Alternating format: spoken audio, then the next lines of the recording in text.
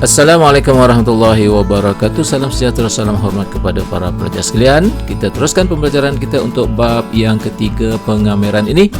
Dalam video kali ini kita akan mempelajari tentang luas di bawah lengkung. Okey, Ameh? Ya cikgu. Ready dah, Ameh? Ready je cikgu. Ameh, sebelum kita mulakan pelajaran kita, macam biasa Ameh, kita peringatkan kepada rakan-rakan Ameh yang menonton video ni, bagi sokongan pada kita Ameh. Betul cikgu, betul. Sebab nak buat video ni dia bukan mudah lah Meh. Jadi kalau kawan-kawan support kita, kawan-kawan subscribe, bagi like, bagi komen yang baik-baik, okay? Jadi kita akan bersemangat dan bertenaga kan Meh kan? Betul cikgu, betul. Okey Meh, kita mulakan pelajaran kita Meh. Okey Meh, kita mulakan pembelajaran kita tentang luas di bawah lengkungan ini dengan aktiviti penerokaan Okey, apa yang kita nak teroka di sini ialah bagaimana cara untuk kita mengira luas bentuk geometri berikut. Meh tengok ini adalah bentuk-bentuk geometri. Dan satu lagi macam ni Meh. Ni juga bentuk-bentuk geometri. Macam mana kita nak kira luas bentuk-bentuk geometri ni Meh? Kalau bentuk geometri yang berwarna kuning ni cikgu, kita kan ada rumus dia cikgu. Rumus luas segi 4, rumus luas segi 3, rumus bulatan, luas trapezium. Kita akan gunakan dah cikgu rumus-rumus berkenaan. Okey, betul-betul. Maknanya kita akan guna rumus Okey, bagaimana pula Meh dengan bentuk geometri yang warna hijau ni? Yang ini ya cikgu. Meh tengok dari tadi macam pelik ya. Tak pernah tengok pun bentuk geometri macam ni. Nak guna rumus apa cikgu Sebenarnya Meh, bentuk-bentuk geometri seperti ni Meh, kita boleh kira tahu luas dia nak tahu Meh macam mana? Kita akan gunakan pengameran. Guna pengameran cikgu Macam mana cikgu Yang itu yang kita nak belajar Meh. Okey cikgu, okey. Okey, di sini apa yang kita nak cari ialah luas bagi bentuk geometri ini. Okey, bagaimana caranya? Kita susunkan jalur berbentuk segi empat tepat ini sehingga menutupi keseluruhan bentuk geometri ini. Kemudian kita cari jumlah luas jalur-jalur ni, maka nilai yang akan kita dapat itu adalah nilai yang mewakili luas bentuk geometri ini. Okey. Baik, tetapi kat sini Meh, kalau kita buat kaedah seperti ini nampaknya kurang tepat ya. Sebab apa? Bahagian yang sebelah atas ni terkeluar daripada kawasan bentuk geometri ini. Kan? Oleh itu, macam mana cara kita nak buat?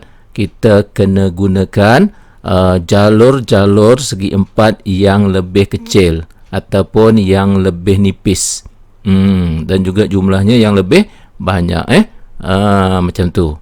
Okey, jadi kita akan dapat nanti nilai yang lebih tepat kalau kita nak bagi betul-betul tepat Meh, maka kita kena gunakan jalur-jalur yang lebih nipis sehingga akhir sekali nanti Meh kita dapat lihat seperti mana kita tengok dalam gambar rajah ni, nampak?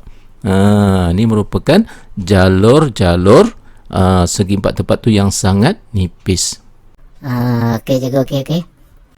Okey, jadi maknanya Meh di sini kita nak dapatkan hasil tambah luas bagi jalur-jalur segi empat tepat ini Okey, jadi seterusnya Meh, kita keluarkan jalur yang pertama, jalur yang kedua, jalur yang ketiga dan sampailah ke satu bilangan jalur yang kita perlukan lah Okey Meh, bagi setiap jalur ni lebarnya adalah delta X. Kita gunakan delta di sini sebab dia satu nilai yang sangat kecil kat sini Meh. Okey. Kemudian ketinggian dia ialah Y1. Okey. Untuk jalur yang kedua, kelebaran dia sama iaitu delta X, tapi ketinggian dia tak sama Meh Ketinggian dia kita tulis sebagai Y2 sebab tak sama Okey, begitu juga dengan jalur yang ketiga lebar dia sama, tapi ketinggian tak sama, kita tulis sebagai Y3.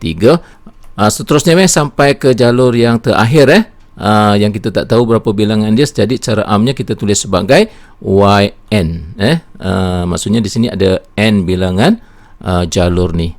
Okey Meh, seperti mana kita kata tadi kita nak dapatkan jumlah luas bagi setiap jalur ni Okey, jadi luas bagi N jalur ni, maka kita dapatkanlah hasil tambah setiap jalur Okey, Y1 darab dengan delta X panjang kali lebar Okey, begitu juga dengan jalur yang kedua, jalur yang ketiga sampailah jalur yang terakhir Okey.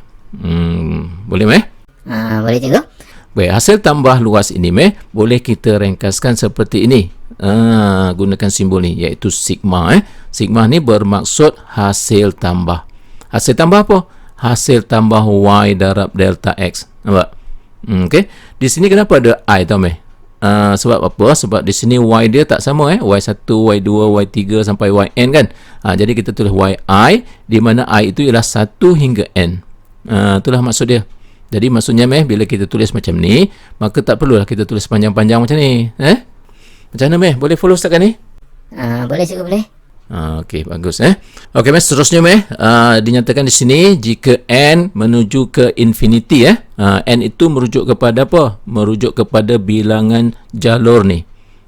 Infinity ni merupakan satu nilai yang sangat besar. Maksudnya jika bilangan jalur ini sangat-sangat banyak. Macam itulah. Apa yang berlaku nanti jalur-jalur ini dia akan sangat nipis. Jadi di sini delta X ni kan dia akan semakin kecil okey, dia semakin pendek di sini. Seolah-olah dia akan menuju ke arah kosong. Nampak tak?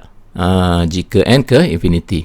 Okey maka daripada sini jumlah luas bagi n jalur dia akan sama nilainya dengan nilai had bagi hasil tambah Y darab delta X ini tadi dari 1 hingga N apabila X menuju ke kosong. Ambil faham tak ni? Gelak je Cikgu agak tough cikgu Okey, tak apa. Ambil dengar dulu Ambil dengar sampai habis, nanti ambil boleh faham. Okey, kita teruskan dulu. Di sini dia nak menyatakan tentang jumlah luas bagi N jalur di mana N jalur ini jumlahnya sangat banyak sehingga ke infinity. Okey jumlah luas N jalur yang sangat banyak ini boleh ditulis seperti ini Ambil pernah tengok kan? Ini tanda pengameran cikgu. Ya, betul-betul. Okey, ini tanda pengameran. Tanda pengameran ni kalau Ambil tengok dia menggunakan simbol S. Kan? Sebenarnya dia ada maksud tersendiri kat sini. Apa tau S ni? S ni maksudnya ialah sum dari perkataan bahasa Inggeris yang bermaksud hasil tambah. Okey, kemudian huruf S ini ditarik nampak tak? Memanjangkan. Ini sebenarnya memberi maksud hasil tambah jumlah N jalur yang sangat banyak tu. Nampak tak? Tu yang digunakan simbol macam ni. Oh, macam tu cikgu Ingatkan dia saja-saja aja tulis simbol tu cikgu. Mana saja-saja adalah maksud dia Okey di sini bentuk geometri ini apabila kita letakkan di atas paksi X dan paksi Y kita dapat lihat seolah-olah bentuk geometri ini terletak di bawah satu lengkungan. Betul tak? Jadi maknanya di sini bila kita cari luas bentuk geometri ini samalah artinya kita mencari luas di bawah lengkungan. Daripada situ dapatlah kita buat kesimpulan bahawa luas di bawah lengkungan boleh dikira menggunakan kameran seperti mana rumus yang kita dapat ni. Inilah dia yang kita katakan tadi, untuk menentukan luas bentuk geometri ni kita akan gunakan pengameran. Inilah dia formula dia. Okey macam mana okey tak? Okey cikgu, tapi memang agak tough sikit cikgu nak faham dia. Jangan risau nanti kita dah tengok contoh nanti jadi mudah aja. Okey cikgu, okey.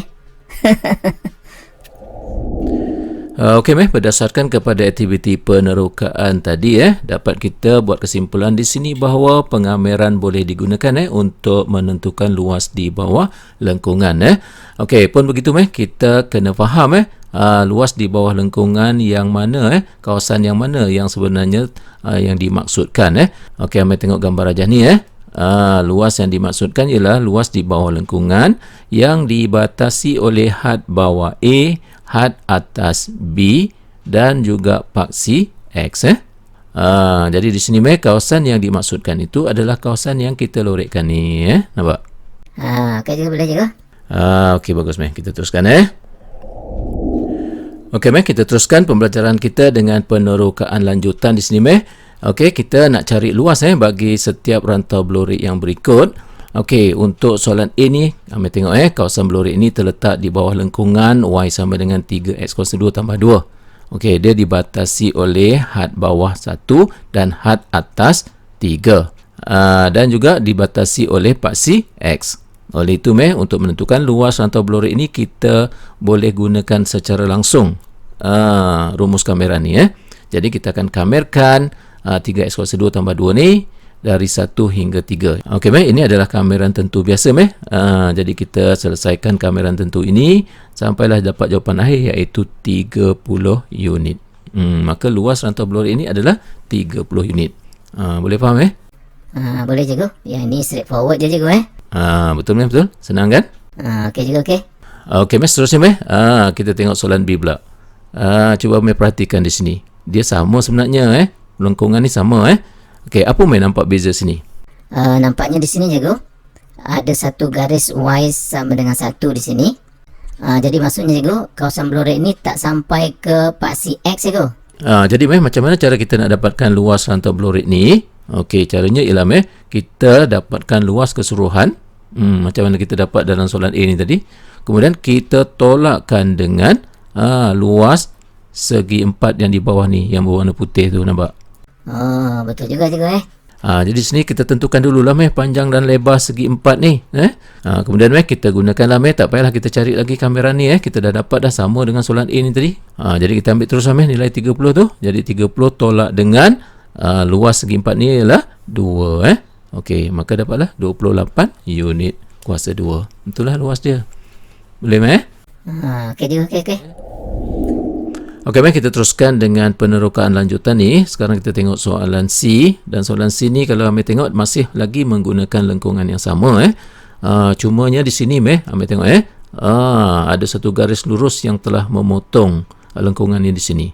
Kemudian kita diminta untuk mencari luas kawasan yang kita gelapkan ni Okey cuba bagi idea sikit macam mana kita nak dapatkan luas rantau yang berlorek gelap ni? Cikgu, kalau Amir kata macam ni boleh tak cikgu? Ini kan trapezium. Kemudian kan kita cari luas trapezium ni, kita tolakkan dengan luas kawasan blorek di bawah lengkungan ni. Betul tak cikgu macam tu? Okey, betul betul. Memang itu idea dia Okey, jadi kita akan dapatkan luas trapezium ni. Untuk dapatkan luas trapezium tu kita perlu tahulah dia punya panjang sisi kiri kanan tu apa semua Jadi daripada maklumat ini, okey, daripada 1 ni kan, kita gantikan X dengan 1 ni, maka dapatlah 5 kat sini Kemudian gantikan X ni dengan 3 maka kita dapat tahulah nilai Y dekat sini Maka daripada sini dapat dah tahu panjang sisi trapezium ni 5 dan juga 29 Okey, jadi seterusnya nak dapatkan luas rantau yang berwarna gelap ni, kita dapatkan luas trapezium, kita tolakkan dengan luas di bawah lengkungan tu. Macam yang Mai kata tadilah. Okey juga, okey. Di sini trapezium ni ketinggiannya adalah 2, kemudian sisinya 5, kemudian sini 29 kan. Maka gunakan rumus trapezium biasa. Kemudian tolakkanlah dengan luas rantau blorek ni. Dan rantau blorek ni kita dah tahu dah tadi 30 kan Jadi kita gunakan teruslah, tak payah cari lagi Kemudian kita ringkaskan, akhirnya kita dapatlah luasnya ialah 4 unit persegi Okey, boleh? Okey juga, okey. Baik, seterusnya soalan D soalan D dia bagi situasi macam ni pula. Masih menggunakan lengkungan yang sama. Kemudian ada satu garis di sini. Okey, dia membentuk segitiga bersudut tegak di sini. Didapati garis itu bersilang paksi X pada 6 dan bersilang dengan lengkungan ni pada 3.29. Jadi macam mana kita nak dapatkan luas bagi rantai yang berlorek ni? Kalau macam ni cikgu, kita cari luas secara berasingan cikgu. Luas di bawah lengkungan ni, kemudian kita tambahkan dengan luas segitiga ni cikgu. Betul jadi maknanya di sini kita perlu tahulah sisi segitiga tu Okey, jadi kita tahu sini 29. Baik, kita teruskan di sini. Kita tahu bahawa luas rantau ni ialah luas di bawah lengkungan ni kita akan tambahkan dengan luas segitiga bersudut tegak ni macam yang Mai kata itulah. Kemudian tapak segitiga ni kita tahu 3 unit dan ketinggiannya ialah 29 unit kemudian luas rantau blok ni kita tahu dah 30 tambah dengan luas segitiga setengah kali tapak kali tinggi, kita ringkaskan dapatlah 73.5 unit kuasa 2. Macam mana okey Senang pula cikgu nak gunakan kamera ni untuk cari luas ni. Itulah bila nak gunakan kamera tu dia mudah cuma nak fahamkan kaitan antara kamera tu dengan luas di bawah lengkungan yang itu yang payah sikit betul tak? Betul cikgu, betul. Okey kita teruskan dengan aktiviti penerokan lanjutan ni Sekarang kita tengok soalan E Soalan yang sama iaitu nak mencari luas rantau berlorek ya. Baik, kalau dilihat pada gambar rajah yang ditunjukkan ni nampaknya kawasan berlorek ini berbeza sikit dengan soalan yang sebelum-sebelum ni, iaitu kawasan berlorek ini terletak di sebelah bawah paksi X. Okey, bagaimana untuk mendapatkan luas rantau berlorek ini masih sama, iaitu menggunakan pengameran ataupun kita gunakan kameran tentu Okey, jadi kita akan kamerkan fungsi ini X kuasa 2 tolak 5X ini dari had bawah 0 hingga had atasnya 5 Okey, bila kita kamerkan, tengok kita kamerkan kameran tentu ni, akhirnya apakah nilai yang akan kita dapat tengok. Kita akan dapat suatu nilai negatif, iaitu negatif 20.83. Kenapa cikgu dapat negatif? Apa maksud dia cikgu Yang itulah yang kita nak bincangkan Bila kita kamerkan kita akan dapat negatif. Tetapi kita tahu bahawa luas merupakan suatu kuantiti yang mesti positif. Betul tak? Luas tak boleh negatif bila kita nak menyatakan tentang luas rantau ini, apa yang patut kita lakukan ialah kita mesti positifkan hasil kameran ini kita letakkan tanda modulus tu. Tanda modulus ini memberitahu kita bahawa semua nilai akan positif. Oleh itu akhirnya kita dapatlah luas rantau berlorek ini ialah 20.83 cm persegi. Cikgu, maksudnya cikgu, negatif ini dia menunjukkan kedudukan rantau tu cikgu betul. Bijak pun kamu jadi daripada apa yang saya katakan tu, kita boleh buat dua rumusan di sini. Yang pertama ialah tanda negatif pada hasil suatu kameran menunjukkan kedudukan luas rantau yang berada di bawah paksi X.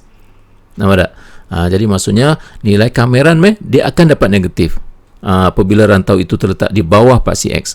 Jadi nilai negatif itu hanya semata-mata nak menunjukkan kedudukan kawasan rantau tu di bawah paksi X. Itu saja. Tapi dari segi luasnya mesti positif kan. Boleh faham Okey, aku faham cikgu. Okey, rumusan yang kedua nyatakan luas sebagai suatu kuantiti yang positif. Yang ni kita tahulah bila sebut luas dia mesti positif. Okey, mari kita teruskan dengan penerokan lanjutan ni untuk soalan F matlamat yang sama, kita nak cari luas rantau yang berlorek. Cuba mari tengok di sini. Kita tahu bahawa nak dapatkan luas rantau berlorek akan guna kameran kan? Cikgu nak tanya sini boleh tak kita nak dapatkan luas rantau ni kita kamerkan dari 0 hingga 2? Amir rasa boleh tak? Boleh lah cikgu, sebab kita guna kameran kan nak dapatkan luas rantau berlorek ni. Biar betul jawapannya tak boleh kita tak boleh kamerkan 0 hingga 2. Kenapa agak-agak Okey cikgu. Betul lah cikgu, tak boleh lah cikgu. Sebab apa? Sebab bila kita kamerkan 0 hingga 1 dapat positif, kita kamerkan 1 hingga 2 dapat negatif cikgu. Oleh itu cikgu, kalau kita kamerkan 0 hingga 2 cikgu, nanti maknanya kawasan yang positif ni dia akan saling menghapus dengan kawasan yang negatif ni cikgu.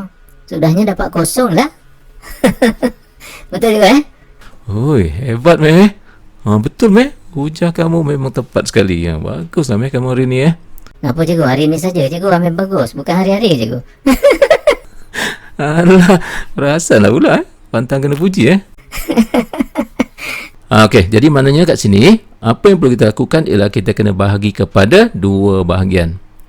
Jadi maksudnya kita kena kamerkan secara berasingan iaitu bahagian A dan juga bahagian B. Betul tak Betul.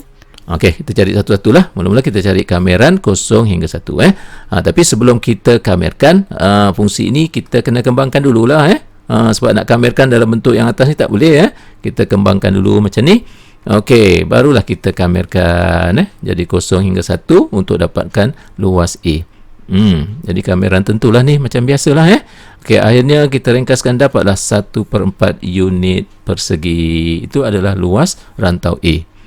Okey, bagi luas rantau B, kita akan gunakan kaedah yang sama. Kamerkan fungsi ini dari 1 hingga 2. Okey, selesaikan sampai peringkat akhir. Dan ambil tengok di sini. Memang akan pasti mendapat nilai negatif. Kita pun tahu mesti dapat negatif.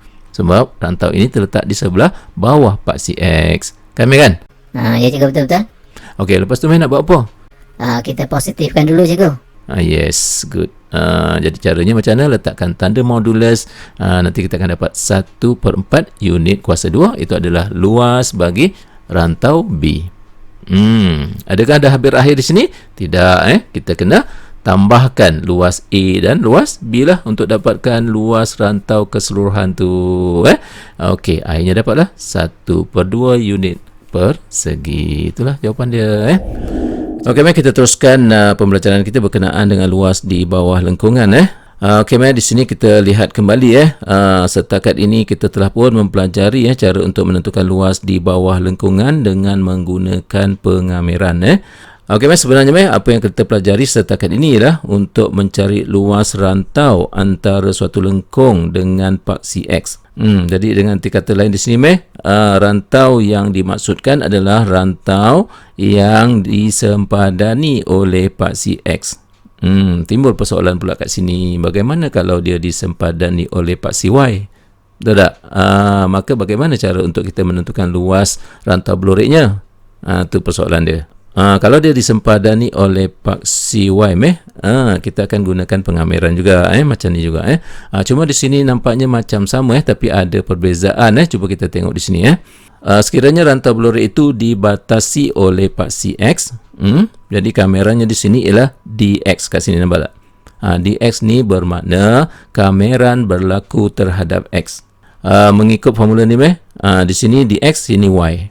Tetapi kita tak boleh kamerkan Y, jadi Y kuasa 2/2. Kalau kita buat macam tu, maksudnya kita telah mengkamerkan Y. Sedangkan di sini dx menunjukkan kameran berlaku terhadap X. Oleh itu kita tak boleh kamerkan Y menjadi Y kuasa 2/2. Okey, apa yang patut kita buat ialah kita kena gantikan Y ini dalam sebutan X. Okey. Kemudian kalau kita tengok rantau yang dibatasi oleh paksi Y pula, di sini adalah dy. Bila dy maksudnya kameran berlaku terhadap Y. Bila sini dy, sini X. Ni rumus dia macam ni lah. Tapi bila kita menggunakan rumus ini, kita tidak boleh kamerkan X ini menjadi X kuasa 2/2. Kenapa Sebab penanda menunjukkan di sini kameran berlaku terhadap Y. Sebab sini dy. Oleh itu, apa yang patut kita lakukan ialah kita mesti tukarkan X ini ke dalam sebutan Y dahulu, barulah boleh kita kamerkan. Faham tak Okey juga, faham juga. Okey, mari kita lihat beberapa contoh soalan. Okey, soalan yang sama iaitu cari luas bagi setiap rantau belurek yang berikut. Okey, ini contoh yang pertama. Kalau kita perhatikan di sini, rantau belurek ini dia disempadani oleh paksi Y. Oleh itu kita akan gunakan rumus kameran yang berkenaan lah. Jadi penandanya kat sini ialah dy. Kalau dibatasi oleh paksi Y, maka kita gunakan sini dy. Kalau di sini dy, maka sini X. Seperti yang cikgu katakan tadi, kita tak boleh kamerkan X menjadi X kuasa 2/2 sebab penandanya di sini ialah Y, iaitu dy. dy ini menunjukkan kameran berlaku terhadap Y. Oleh yang demikian, apa yang patut kita lakukan ialah kita mesti dapatkan X dalam sebutan Y. Bagaimana cara dia? Kita ambil persamaan lengkungan ni. Maka di sini dapatlah kita tuliskan X sama dengan Y kuasa 2 tambah 2. Jadi bila kita gunakan kamera ni, maka kita akan gantikan X ini dengan Y kuasa 2 tambah 2. Jadi yang kita nak kamerkan Y kuasa 2 tambah 2 ni lah. Okey. Kemudian kita akan jalankan proses kameran tentu seperti sebelum-sebelum ni. Okey. Dan itulah jawapannya 4.333 unit kuasa 2. Boleh tak Oh, laju cikgu terangkan juga. Kenapa tak faham ke? Faham juga, faham. Yelah cikgu nak bagi cepat habis nanti video ni panjang sangat lah pula. Okey cikgu. Okey kita tengok contoh yang kedua. Yang ni tolong cikgu lah untuk jawab. Boleh cikgu, boleh. Okey, cari luas rantau belurek berikut. Okey, kita nak gunakan rumus yang mana yang dibatasi oleh paksi X ke paksi Y? Yang ni paksi Y cikgu. Jadi kita akan gunakan rumus yang dy itulah. Okey, betul, bagus. Okey. Jadi macam mana nak buat? Cikgu, rantau belurek ni ada dua bahagian ni. Jadi seeloknya cikgu kita bahagikan kepada dua bahagian kan cikgu kan? Ya betul betul. Kita nyatakan ni sebagai A, yang ni sebagai B. Maksudnya kita kena cari luas A dan juga luas B secara berasingan. Teruskan ambil cari luas A. Nak cari luas A cikgu, kita akan gunakan kameran ini. Untuk menggunakan kameran ni cikgu, kita kena dapatkan X dalam sebutan Y dulu cikgu. Jadi daripada persamaan lengkung ni, dapatlah kita tuliskan X dalam sebutan Y sebagai Y kuasa 2 tolak 4. Jadi cikgu, luas A ni kita akan kamerkan Y kuasa 2 tolak 4 dari 2 hingga 3. Kemudian cikgu, kita teruskan dengan kameran tentu cikgu. Akhirnya cikgu, kita akan dapat luas A ialah 7/3 unit persegi. Okey, Mas, seterusnya untuk luas B, boleh tunjukkan? Boleh cikgu. Untuk luas B ni cikgu, kita akan kamerkan fungsi yang sama dengan had bawah dia kosong, had atas dia 2. Jadi kita kamerkan cikgu. Bila kita ringkaskan cikgu, akhirnya kita dapat satu nilai negatif cikgu. Cikgu, memang dapat negatif lah cikgu. Betul ya, betul. Kenapa Meh dia akan dapat negatif agak-agak Meh? Oh, ini cikgu, sebab kedudukan rantau ni cikgu Okey, kedudukan rantau macam mana maksud Meh? Kalau rantau itu dia berada di kedudukan sebelah kiri paksi Y, maka kameran dia akan dapat negatif. Betul ke cikgu macam tu? Betul. Ingat tak tadi yang kes yang kita bincang tadi yang bawah paksi X tu kan? Negatif kan? Ya cikgu, betul. Bagi kes yang paksi Y ni Meh, kalau rantau itu terletak di sebelah kiri, maka nilai kameran dia akan dapat negatif. Okey cikgu, okey. Kalau macam tu cikgu, kita kena positifkan lah dulu cikgu nilai ni. Okey, betul Meh. Tapi kenapa Meh? Yalah cikgu, kan kita cari luas. Luas mesti positif. Betul. Jadi maknanya luas B ialah 16/3 unit kuasa 2. Okey Meh, dengan dapatnya luas A, luas B ni, maka kita akan dapat luas keseluruhannya, iaitu luas A tambah luas B, akhirnya kita dapat 23/3 unit persegi. Macam mana Meh? Okey tak tajuk luas di bawah lengkungan ni? Senang tak Meh? Dia tak susah sangat cikgu Dia perlukan kemahiran mengkamer je cikgu kan? Betul Meh, betul. Okey Meh, contoh yang cikgu bagi ni sebenarnya belum cukup untuk Amir mahir dalam menjawab soalan-soalan yang berkenaan dengan luas di bawah lengkungan ni. Jadi apa yang perlu Amir buat ialah cari lagi soalan-soalan dari pelbagai sumber yang ada. Boleh Meh? Okey cikgu, okey. Okey Meh, dengan itu kita berhenti di sini dulu untuk pembelajaran kita dalam siri kali ini. Dan kita akan jumpa lagi dalam siri pembelajaran kita dalam siri video yang seterusnya selepas ini. Okey cikgu, terima kasih. Okey, sama-sama.